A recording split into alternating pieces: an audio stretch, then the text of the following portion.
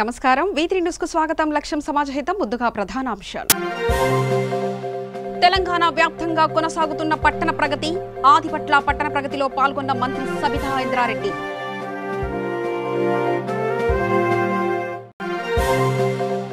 మరో మైలురాయిని అధిగమించిన విశాఖ ఎయిర్పోర్ట్. నేటి నుంచి అందుబాటులోకి రానున్న కార్గో సేవలు.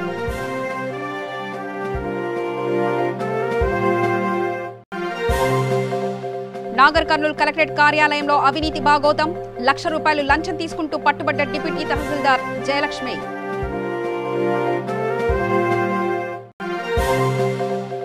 వేములవాడ శ్రీ రాజరాజేశ్వర దేవస్థానంలో హుండీ లెక్కింపు. కోట్ల రూపాయలతో పాటు బంగారం, వెండి సమర్పించిన భక్తులు.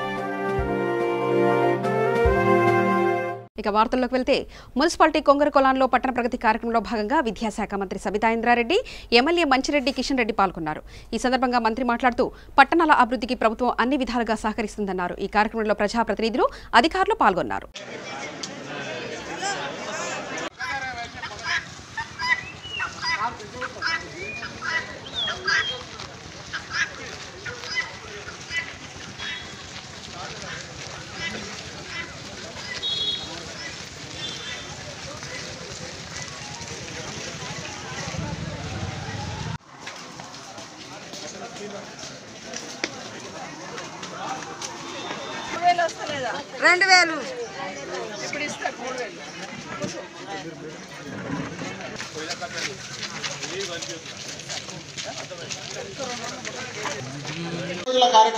పది రోజుల కార్యక్రమం సందర్భంగా అవుట్లెట్స్ కు ఏ విధంగా మనం పరిష్కారం చూసుకోవాలి.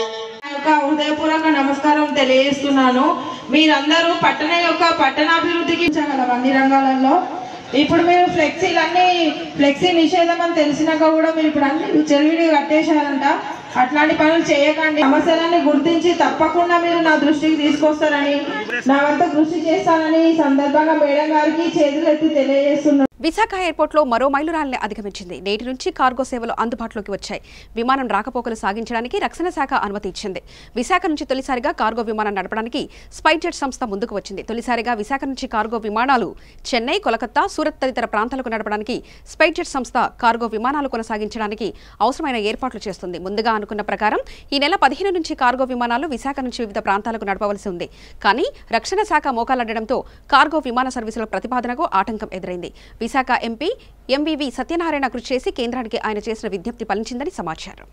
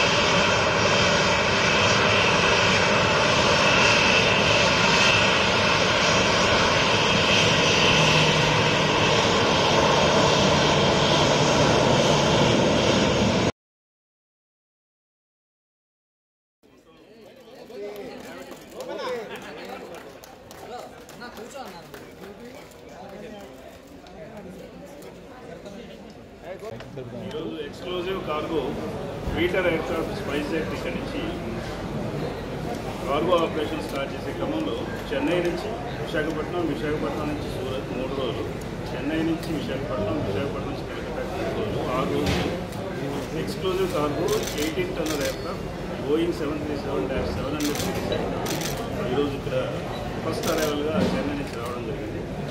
ఈ కార్యక్రమంతో మనం రైతు సోదరులందరికీ కూడా ఎవరైతే బ్లూ రెవల్యూషన్లో ఈ షిప్ కల్చర్లో ఉన్నారో టైం కన్స్ట్రెంట్ వల్ల ఈ సీడ్ పెంచినంత కూడా సూరత్, తర్వాత వెస్ట్ బెంగాల్లోని కలకత్తా పరిసర ప్రాంతాల్లో ఎక్కువగా బ్రీడింగ్ జరుగుతుంది. కాబట్టి ఈ సీడ్ని అక్కడి నుంచి పంపించే క్రమంలో డ్వెల్ టైం ఎక్కువగా ఉండడం వల్ల 30% ఆఫ్ సీడ్ని లాసెస్ ఫార్మర్స్ చాలా తీవ్రమైన నష్టాల్లో ఉండటం జరుగుతుంది.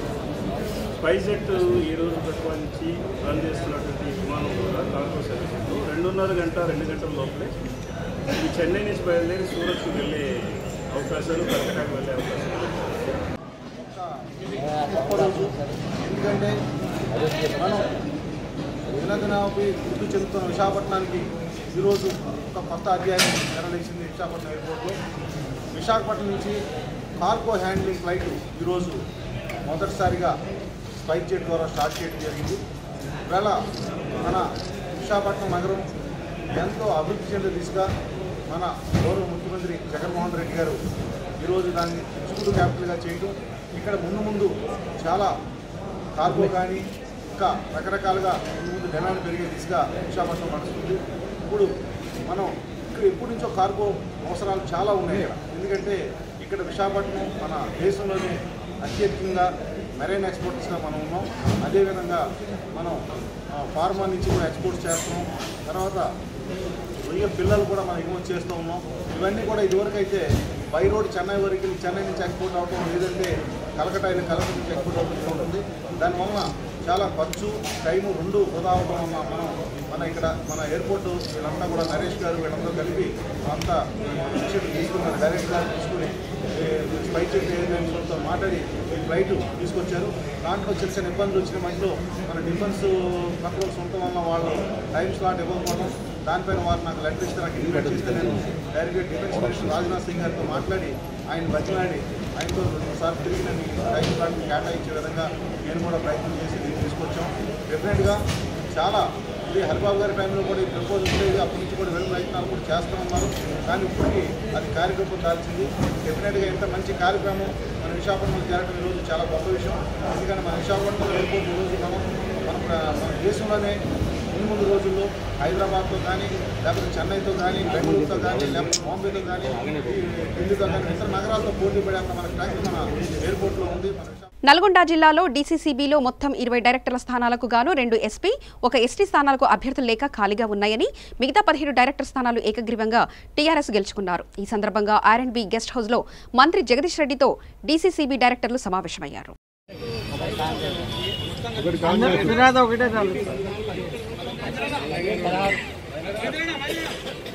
రాలేదు, ఒకటో రిక్రూట్ చేసుకోవాలి కదా సార్. అంతే సార్, 16 ఊర్లో రిక్రూట్ చేసుకోవాలి.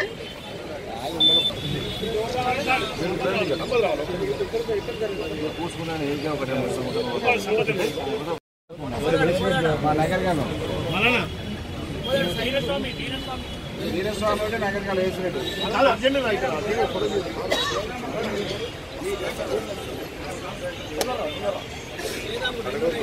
నాగర్ కర్నూలు జిల్లా కేంద్రంలో కలెక్టరేట్ కార్యాలయంలో ఎలక్షన్ కంట్రోల్ రూంలో ₹1,00,000 లంచం తీసుకుంటూ ఏసీబీ అధికారులకు చిక్కిన తాడూరు మండల డిప్యూటీ తహసీల్దార్ జయలక్ష్మి. ఈమె కలెక్టరేట్ కార్యాలయంలో సి బ్లాక్లో ఇన్ఛార్జ్ సూపరింటెండెంట్గా నిధులు నిర్వహిస్తూ ఇక్కడే లంచం తీసుకుంటూ పట్టుబడింది. తిమ్మాజీపేట మండలం మారేపల్లి గ్రామంలో ఓ వివాదంలో ఉన్న భూమి విషయంలో వెంకటయ్య అనే వ్యక్తి నుంచి పట్టా మార్పిడికై 13 లక్షలు డిమాండ్ చేసింది. 10 లక్షలకు బేరం కుదుర్చుకొని డిప్యూటీ తహసీల్దార్ ఈ సాయంత్రం ₹1,00,000 డిప్యూటీ తహసీల్దార్ జయలక్ష్మికి ఇస్తూ ఏసీబీ అధికారులకు పట్టించిన మారేపల్లి గ్రామానికి చెందిన వెంకటయ్య, నాకు సంబంధించి పట్టా భూమిని 2016 నుంచి అధికారులు నానా ఇబ్బందులకు గురి చేస్తూ డబ్బులు డిమాండ్ చేస్తూ వచ్చారని మీడియా ముందు వాపోయాడు వెంకటయ్య.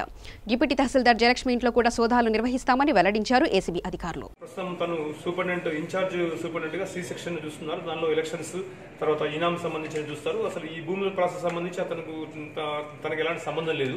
వాళ్ళు వచ్చి కలిస్తే మీరు నాకు 13 లక్షల రూపాయలు ఇస్తే నేను మీకు ప్రాసెస్ చేసి మీ పేరు మీద మెడిషన్ చేపిస్తానని చెప్పడం జరిగింది. వాళ్ళ తర్వాత రిక్వెస్ట్ చేసుకుంటే ఒక 10 లక్షలైనా కంపల్సరీ ఇస్తే నేను చేపిస్తానని చెప్తే అతను వచ్చి మాకు కంప్లైంట్ చేయడం జరిగింది. అతను 1 lakh రెడీ చేసుకోవడం కొంచెం టైం పట్టింది. డీటీ గారు కూడా మీరు 10 lakhs ఒక్కసారి ఇవ్వాల్సిన పనేం లేదు, కొద్దిగా ఇచ్చినా నాకు పర్లేదు, కానీ మొత్తం 10 lakhs కంపల్సరీ ఇవ్వాలంటే ఈరోజు మార్నింగ్ వాళ్ళు 1 lakh రెడీ చేసుకొని వస్తే మేము ఈవినింగ్ 4 o'clock ఇక్కడికి ఆఫీస్కి కలెక్టర్ ఆఫీస్ రావడం జరిగింది.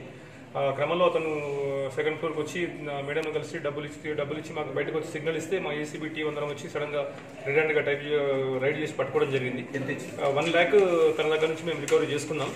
ఇన్వెస్టిగేషన్ జరుగుతుంది. కంప్లీట్ అయిన తర్వాత రేపు స్పెషల్ కోర్టు ఏసీబీ హైదరాబాద్లో ప్రొడ్యూస్ చేస్తాం. ఎవరికైనా కానీ ఇలాంటి ప్రభుత్వ అధికారులు ప్రభుత్వానికి సంబంధించిన అధికారులు ఎవరైనా లంచం డిమాండ్ చేస్తే మా ACB head office Hyderabad toll free number ఉంది 1064 దానికి కాల్ చేస్తే మేము డెఫినెట్గా ఎంక్వైరీ చేసి యాక్షన్ తీసుకుంటాం. నా పేరు కృష్ణగౌడ్ అండి, BS Krishnagoud, DSP ACB Mahabubnagar. నాతో పాటు మా మహబూబ్ నగర్ ఇన్స్పెక్టర్ ప్రవీణ్ కుమార్, అదేవిధంగా కర్నూలు జిల్లా తిమ్మాజీపేట మండలి మారేపల్లి గ్రామానికి చెందిన దోమ వెంకటయ్య అనే వ్యక్తి 2016లో అదే గ్రామానికి చెందిన బృంగి తిరుపతయ్య గారిని ఒక పెద్ద మనిషి ఉన్నాడు.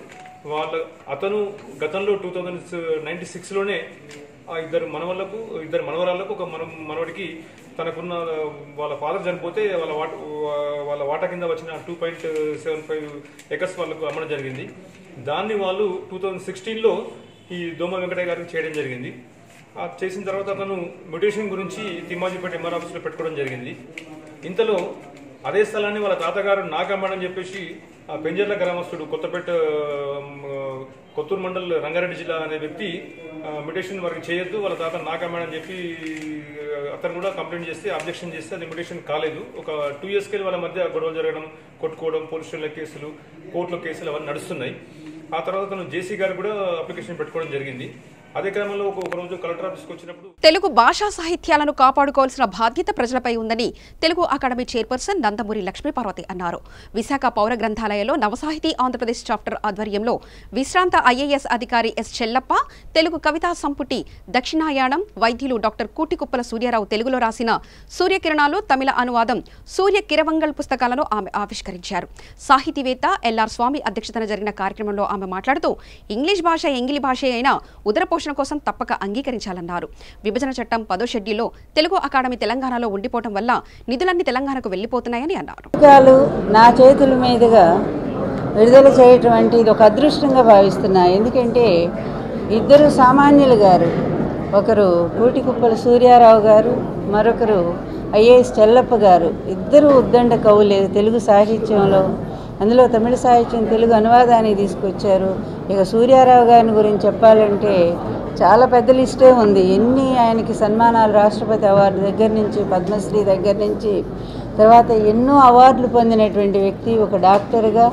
అదేవిధంగా తెలుగు సాహిత్యంలో కూడా అంత విశేషమైన కృషి చేసి ఎన్నో అభినందనలు, పెద్ద పెద్ద వాళ్ళ ఆఖరికి ఐక్యరాజ్య సమితిలో కూడా ప్రసంగించినటువంటి చాలా గొప్పవారు సూర్యారావు గారు. వారి పుస్తకం మరి ఈరోజు సూర్యకిరణాలు అనేటువంటి పుస్తకం నేను చాలా అద్భుతంగా మన కమిషనర్ గారు ఎంత బాగా చెప్పారండి, నాకు చాలా నచ్చింది.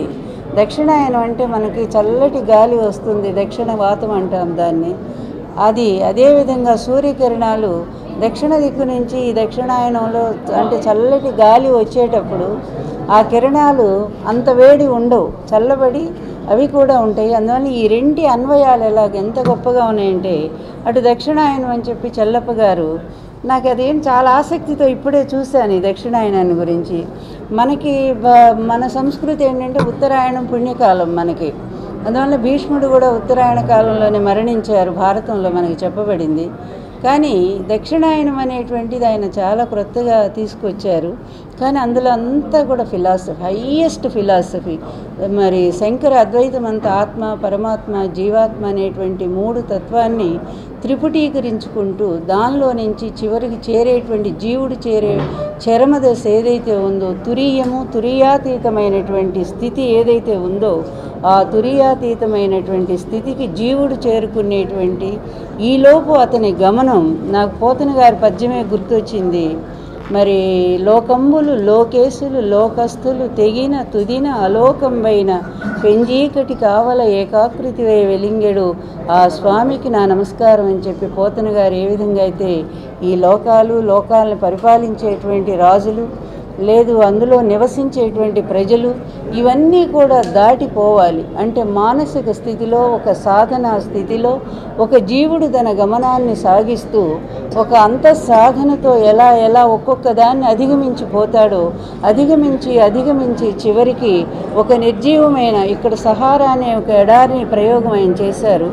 అంటే అది ఎడారి అంటే జీవుడు ఒంటరిగా పోయేటప్పుడు సాగించేటువంటి యాత్రలో ఆ విధమైన ఒంటరితనం, నిర్జనమైనటువంటి ఆ ప్రదేశంలో, ఆ నిర్జనమైన ప్రదేశంలో ఒక చీకటి లోకం వస్తుందని చెప్పి మనకి ఆధ్యాత్మికంగా కూడా చెప్పబడింది. ఆ స్థితిని కూడా దాటి వెళ్ళగలిగితే లోకస్తులు లోకంబులు తెగిన తుదిన అలోకంబైన పూర్తిగా లోకాలే లేనటువంటి పరిస్థితికి వెళ్ళినప్పుడు మాత్రమే ఆ జీవుడు పరమాత్మకు సన్నిహితంగా వెళ్ళగలుగుతాడు. అది కూడా అప్పుడు ఏమొస్తుందంటే చీకటి వస్తుంది. ఇప్పుడు గుజరాత్ లాంటి రాష్ట్రాల్లో కూడా ఎందుకు ఆంగ్ల విద్య, ఇప్పుడు అక్కడ మనం బీజేపీ పాలిత ప్రాంతం అది, రాష్ట్రం అది, వాళ్ళు కూడా ఆంగ్ల భాషకు ఎందుకు ఇస్తున్నారంటే మారినటువంటి పరిస్థితులు రోజు కూడా ఈ విధమైనటువంటి మార్పుల్లో ఆంగ్ల భాషకి ఉన్నత విద్య అంతా ఆంగ్ల భాషలో ఉండటము, అదేవిధంగా డబ్బున్న వాళ్ళంతా కూడా ప్రైవేట్ స్కూల్స్కి ఎగబాకటము, డబ్బు లేనటువంటి పేద పిల్లలేమో ఆశతో ఎదురు చూడటము, మాకు చదువుకునే హక్కు లేదా అనేటువంటి పరిస్థితుల్లో ఈ ప్రభుత్వం వాళ్ళకు కూడా అవకాశం కల్పించి ఈ ప్రైవేట్ స్కూల్స్ యొక్క ప్రాధాన్యతను తగ్గించి ప్రభుత్వ పాఠశాలకు ప్రాధాన్యత ఇచ్చే భాగంలోనే అనే పేరుతో అమ్మ భాష ఆంగ్ల భాష ఈ రెంటిని కూడా రెండు సమాన స్థాయిలో దాన్ని పోషించడం జరుగుతుంది. భద్రాద్రి కొత్తగూడెం జిల్లా మనుగురు పట్టణంలో మాదిగ జేఏసీ నాయకులు ఏర్పాటు చేసిన సమావేశంలో తెలంగాణ రాష్ట్ర కన్వీనర్ ధీరన్ మాట్లాడుతూ మాదిగల వర్గీకరణ చేపడతామని ఓట్లు దండుకుంటున్న ప్రధాన రాజకీయ పార్టీలైన బీజేపీ, కాంగ్రెస్ పార్టీలు తెలంగాణ మాదిగల వంచనకు గురి చేస్తున్నాయని మండిపడ్డారు. గత 20 సంవత్సరాలుగా మాదిగల ఏబీసీడీల వర్గీకరణ చేపడతామని చెబుతూ మాదిగల న్యాయమైన కోరికలను తీరుస్తామని మా ఓట్లను దండుకొని కేంద్రంలో అధికారంలో వచ్చిన బీజేపీ ప్రభుత్వం మాదిగలకు ఇచ్చిన మాటలను మర్చిపోయి రాజకీయంగా పబ్బం గడుపుకుంటున్నాయని విమర్శించారు. ఇప్పటికే మాదిగల జేఏసీ ఆధ్వర్యంలో బీజేపీ రాష్ట్ర కార్యాలయాన్ని ముట్టడించడం జరిగిందని, ఇప్పటికైనా తెలంగాణ రాష్ట్ర ఎంపీలు మాదిగల ఏబీసీడీల వర్గీకరణ కోసం కృషి చేయడంతో పాటు 12% రిజర్వేషన్ కల్పించాలని, లేనిచో తెలంగాణ రాష్ట్రం నుండి పార్లమెంట్లో ప్రాతినిధ్యం వహిస్తున్న బీజేపీ, కాంగ్రెస్ ఎంపీల ఇండ్లను ముట్టడిస్తామని హెచ్చరించారు. మాదిగ ఉద్యమాన్ని విజయ తీరాలకు తీర్చలేకపోయింది. ఆ నాయకత్వం మాదిగ ఉద్యమం చాలా నష్టపోయింది ఈ రాజకీయ పార్టీల వల్ల. గతంలో కాంగ్రెస్ పార్టీ మాదిగలను మోసం చేసింది. ఇప్పుడున్న బీజేపీ పార్టీ కూడా మాదిగలను మళ్ళీ మోసం చేస్తూ పాతకాలం మాదిగలు మన కాంగ్రెస్ పార్టీ ఎట్లయితే మమ్మల్ని మోసం చేసి అదే పంతాన్ని అనుసరిస్తూ ఉంది. ఇక్కడ పాతకాలపు మాదిగ నాయకులను కొందరిని పట్టుకుంటే మాదిగ జాతి మొత్తానికి అలా మాట ఉంటుంది. కాబట్టి మాదిగల హక్కులను మనం ఎంత దూరమైనా ప్రొలాంగ్ చేసుకుంటూ పోవచ్చు. సమస్యను దీర్ఘకాలికంగా ఉంచి మనం రాజకీయ లబ్ధి పొందొచ్చు అని ఆ పార్టీలు చూస్తున్నాయి. కానీ అది తప్పు. ఇప్పుడు మేము మాదిగ సంఘాలన్నింటినీ ఏకం చేసి మాదిగ ఐక్య కార్యాచరణ కమిటీని ఒకదాన్ని ఏర్పాటు చేసుకొని దాని ద్వారా పెనుమిత్ర రవి గారి నాయకత్వంలో ఇప్పుడు గతంలో జరిగిన పరాభవాన్ని, మాకు జరిగిన మోసాన్ని ఒక గుణపాఠంగా తీసుకొని ఇప్పుడు మేము కేంద్ర ప్రభుత్వం మీద ఒత్తిడి తీసుకురావడం కోసం గతంలో మాకు అనేక మాదిగ సభలకు అతిథిగా వచ్చిన కిషన్ రెడ్డి గారు ఇప్పుడు హోంమంత్రిత్వ శాఖ సహాయ మంత్రిగా మన రాష్ట్రం నుంచి ప్రాతినిధ్యం వహిస్తూ ఉన్నారు. ఆయన గారే మా సమస్య న్యాయమైంది, నేను సపోర్ట్ చేస్తాను, మా పార్టీ సపోర్ట్ చేస్తుంది, మేము వస్తే 100 రోజుల్లో మీకు వర్గీకరణ చేస్తామని చెప్పి 1000 రోజులు గడిచినా కానీ మమ్మల్ని పట్టించుకోలేని పరిస్థితి. కాబట్టి మాదిగలు మా సహనం నశించి మొన్న మేము లాస్ట్ 1 మంత్ బ్యాక్ మేము బీజేపీ రాష్ట్ర పార్టీ కార్యాలయాన్ని ముట్టడించడం జరిగింది పెనుమిత్ర రవి గారి నాయకత్వంలో. దాని ద్వారా మాదిగలు ఒక హెచ్చరికను జారీ చేసింది. ఏంటంటే తెలంగాణ రాష్ట్రంలో బీజేపీ అన్నమాటకు కట్టుబడి ఉండకపోతే, మాదిగలకు ఇచ్చిన మాటను మనం దాన్ని ఆచరణలోకి తీసుకురాకపోతే భవిష్యత్తులో తెలంగాణ రాష్ట్రంలో అతి పెద్ద కులమైనటువంటి మాదిగల ద్వారా తీవ్ర పరాభవం జరగబోతూ ఉంది. కాబట్టి మనం మాదిగలకు ఇచ్చిన మాట నిలబెట్టుకోవాలని చెప్పి వాళ్లకు మేము చెప్పడం కోసం ఉధృతంగా ఇప్పుడు ఈ మార్చి 1వ తారీఖున మరొకసారి మేము తెలంగాణ రాష్ట్రం నుంచి ప్రాతినిధ్యం వహిస్తున్న పార్లమెంటు సభ్యులు, కాంగ్రెస్ బీజేపీ పార్టీలకు ఉన్న సభ్యులందరినీ కూడా మేము వాళ్ళ ఇళ్లను ముట్టడించడం ద్వారా మాదిగల ఆకాంక్షను, బలమైన ఉద్యమాన్ని, మా డిమాండ్ను వినిపించాలనుకుంటున్నాం. దయచేసి కేంద్ర ప్రభుత్వాన్ని కూడా మీ ద్వారా మేము విజ్ఞప్తి చేసేది ఏంటంటే, ఇక మోసం చేసిన కాడికి చాలు. మీరు 2వసారి అధికారంలోకి వచ్చారు, ఎవరు అడగకుండా అగ్రకులాలకు 10% రిజర్వేషన్ ఇచ్చారు, ఎవరు మిమ్మల్ని డిమాండ్ చేయకుండా 370 లాంటి కాశ్మీరీ సమస్యను పరిష్కరించి మీరంతా క్లబ్ చేసినారు. దాన్ని అట్లే దీర్ఘకాలికంగా పోరాటం చేస్తున్నాం మా హక్కుల కోసం, మా జాతి మనుగడ కోసం. దయచేసి మాదిగల సమస్యను పరిష్కరించండి, మాకు 12% రిజర్వేషన్ ఈ రాష్ట్ర మాదిగలకు అందించాలి, ఎస్సీ వర్గీకరణను చట్టబద్ధం చేయాలని డిమాండ్ చేస్తాం. ఆంధ్ర ఒడిశా బార్డర్ పనసపుట్టు ప్రాంతంలో మల్కన్గిరి జిల్లాకు చెందిన ఓ వ్యక్తిని కాల్చి చంపిన మావోయిస్టులు పోలీస్ ఇన్ఫార్మర్ అని అనుమానిస్తూ హత్య చేసినట్లు స్థానికులు తెలిపిన సమాచారం. మృతుడు జోదంబ గ్రామానికి చెందిన దీనబంధు బేపారిగా గుర్తించారు. రాజన్న సిరిసిల్ల జిల్లా వేములవాడ శ్రీ రాజరాజేశ్వర దేవస్థానం దక్షిణ కాశీగా పేరుగాంచి దక్షిణ భారతదేశంలో ప్రసిద్ధ శైవ క్షేత్రంగా పేరొందిన శ్రీ రాజరాజేశ్వర స్వామి మహాశివరాత్రి సందర్భంగా ఆలయ హుండీకి లెక్కింపు చేశారు అధికారులు. ఇందులో బంగారం వచ్చేసి 291 గ్రాములు, వెండి 14 కేజీలు, 1,25,35,660 రూపాయలు భక్తులు సమర్పించినట్లు ఆలయ అధికారులు తెలిపారు.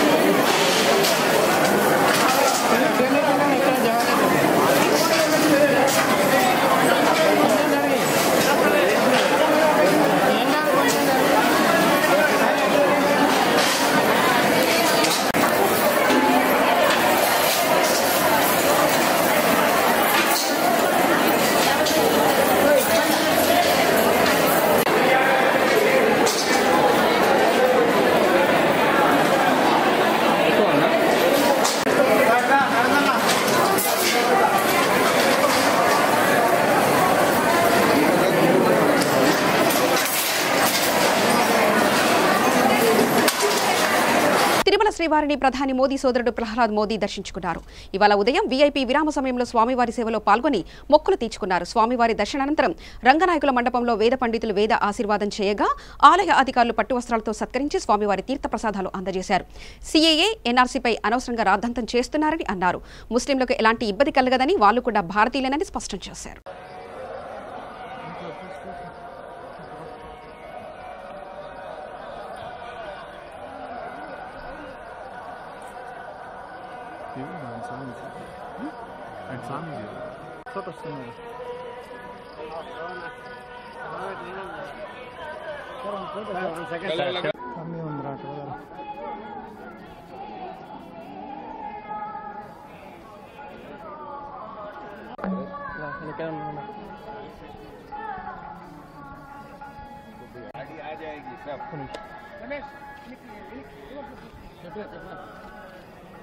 स्वामी की गाड़ी में मेरे चप्पल है।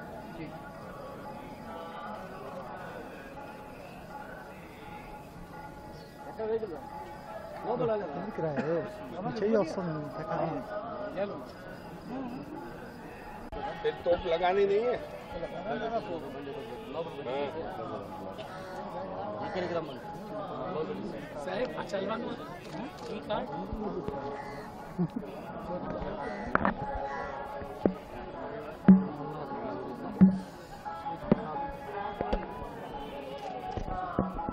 इसमें बैठ जाओ गुरु जी, इसको खड़ी रखो।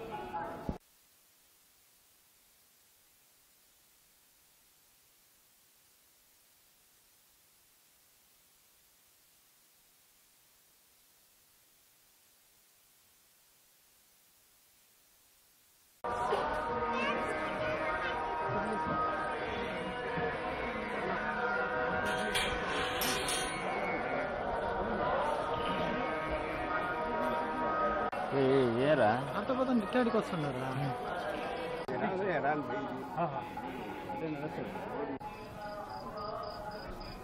You want bite?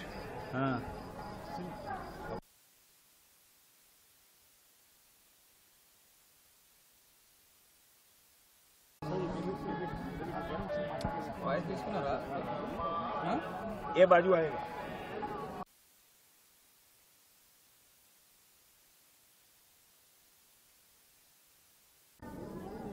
वेंकटेश भगवान के दर्शन के लिए आया हूं और वेंकटेश भगवान से प्रार्थना की है कि देश के सभी नागरिकों की उन्नति बनी रहे और देश में आज जो विवाद चल रहा है सीएए एनआरसी, इस मामले में जो लोग दुनिया को और देश की जनता को मूर्ख बना रहे हैं और गलत बातें फैला रहे हैं, उनके मुंह पे पट्टी लगे और जो मुसलमान भाई हमारे इस गलतियों के बहकावे में आए हैं वो सही नमाजी बने और सही समझे। ये कानून का अभ्यास किए बिना सिर्फ एक ही बात जो चलाई है, मेरी सबसे प्रार्थना है और भगवान वेंकटेश जी से प्रार्थना करता हूं कि उन सबको सद्बुद्धि दे और कानून का अभ्यास करें और सरकार से वार्तालाप करें। साथ में मैं आज वेंकटेश भगवान से प्रार्थना करता हूं कि जब 370 और 35 ये हट गई है तो आप यहां से कुछ दिनों के लिए जम्मू कश्मीर की ओर प्रस्थान करें और वहां भी भव्य मंदिर आपका बने। ऐसे यहाँ के ट्रस्टी गण को सद्बुद्धि दे और जल्दी उसमें आगे बढ़े। ధన్యవాద్. పశ్చిమ గోదావరి జిల్లా కామవరపుకోట మండలం తాడిచెర్ల గ్రామంలో అదుపు తప్పి కూలీలతో వెళ్తున్న ట్రాక్టర్ బోల్తా పడింది. సుమారు 60 మందికి తీవ్ర గాయాలు కాగా కొందరి పరిస్థితి విషమంగా ఉన్నట్లు సమాచారం. క్షతగాత్రులను చికిత్స నిమిత్తం ఆసుపత్రికి తరలించారు.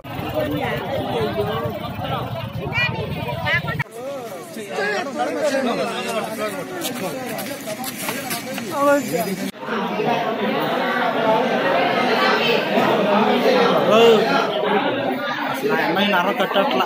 వార్తలు ముగించే ముందు ప్రధానాంశాలు మరోసారి చూద్దాం. తెలంగాణ వ్యాప్తంగా కొనసాగుతున్న పట్టణ ప్రగతి. ఆదిపట్ల పట్టణ ప్రగతిలో పాల్గొన్న మంత్రి సబితా ఇంద్రారెడ్డి.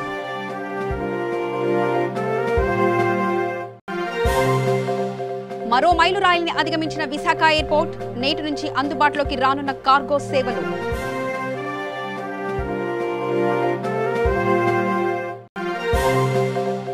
నాగర్ కర్నూలు కలెక్టరేట్ కార్యాలయంలో అవినీతి భాగోతం. ₹1,00,000 లంచం తీసుకుంటూ పట్టుబడ్డ డిప్యూటీ తహసీల్దార్ జయలక్ష్మి.